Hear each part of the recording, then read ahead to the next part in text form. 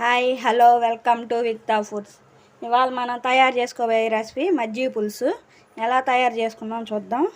ఇదిగోండి, నేను 3 ఆనియన్స్ తీసుకున్నాను. ఇలా కట్ చేసి పెట్టుకోవాలి. తర్వాత కొత్తిమీర, 2 పచ్చిమిర్చి ఇలా సన్నగా కట్ చేసుకొని పెట్టుకోవాలి. ఇప్పుడు పెరుగు ఉంది కదా, మనం ఇలాగ చిలుక్కోవాలి ఈ పెరుగుని. ఈ మజ్జిగ పులుసు చాలా బాగుండిద్దండి. ఇప్పుడు ఎప్పుడన్నా మన ఇంట్లో పెరుగు మిగిలినప్పుడు మనం వేస్ట్గా కొంతమంది పారేస్తారు. అలా కాకుండా కొద్దిగా పులిసినా ఇలాగా చేసుకోవచ్చు. ఇప్పుడు స్టవ్ వెలిగించుకుందాం. 2 టేబుల్ స్పూన్ ఆయిల్ వేడెక్కాక 2 ఎండుమిర్చి, 1 టీ స్పూన్ తిరగమాత గింజలు, ఆవాలు, జీలకర్ర, మినప్పప్పు, పచ్చెనపప్పు వేసుకోవాలి.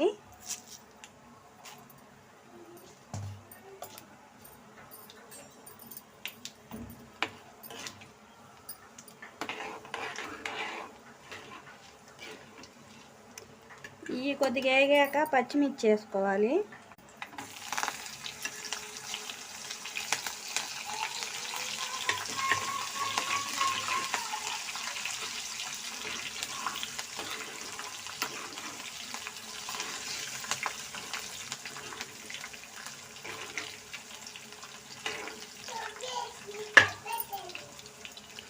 ఈ పచ్చిమిర్చి వేగాక ఆనియన్స్ వేసుకున్నాము. ఈ ఆనియన్ బాగా మెత్తగా వేగక్కర్లేదు, కొద్దిగా క్రిస్పీగా ఉంటే బాగుంటాయి. ఆ పెరుగులో నలుచుకొని తింటా ఉంటుంటే కరకలాడుతూ ఉంటే బాగుండిద్ది. చాలా టేస్టీగా ఉండిద్దండి ఈ పెరుగు చట్నీ.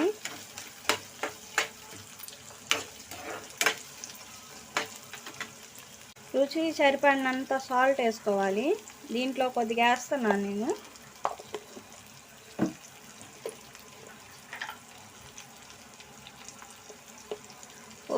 చిటికెడు పసుపు,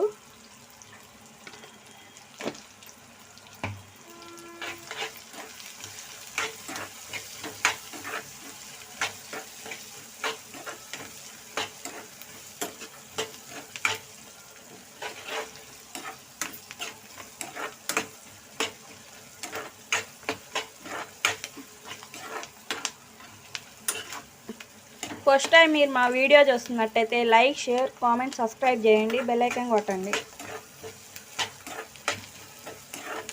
ఇప్పుడు వేగినాయి కదా, మనకి ఇలాగ వేగితే సరిపోద్ది. ఇప్పుడు కొత్తిమీర వేసుకుందాం.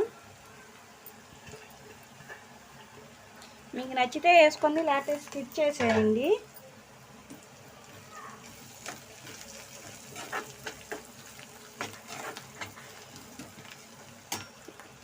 ఇప్పుడు స్టవ్ ఆఫ్ చేసుకుందాం. ఇప్పుడు ఈ పెరుగుని చిలుక్కున్నాం కదా, దీంట్లో కొద్దిగా వాటర్ వేసుకుందాం.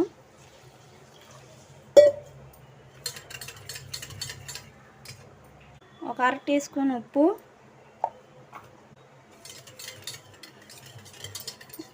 వేసుకొని బాగా కలుపుకోవాలి. మనం రెడీ చేసుకున్న తిరగమాత దీంట్లో వేసేసుకుందాం.